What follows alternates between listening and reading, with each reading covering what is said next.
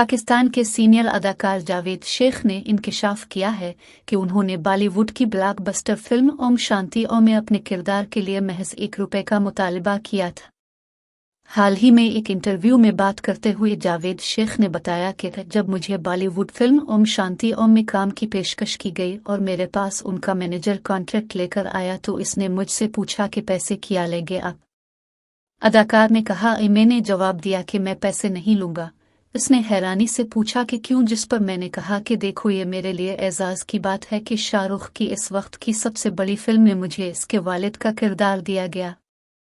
जावेद शेख ने कहा, हिंदुस्तान में इतने अदाकार हैं, किसी पर भी उंगली रखें तो वो आपको मिल जाएगा, लेकिन अगर आपने मेरा इंतखाब किया तो ये मेरे लिए खुशी और एजाज की बात है कि शाहरुख और फराह खान के हाँ कहने के बाद मैं इस फिल्म में काम कर रहा हूँ, इसीलिए इन दोनों की वजह से मैं मुआवजा नहीं लूंगा। उन्होंने कहा, मैनेजर ने कहा, ऐसा नहीं हो सकता, ये कंपनी का उसूल है। आधा घंटा वो मेरे पास बैठे रहे, जिसके बाद मैंने कहा, ठीक है, अब जाकर शाहरुख को कहीं कि मैं ₹1 लूंगा, अपने मुआहदे में कुछ लिखना है ना, तो ठीक है, ₹1 लिख दे।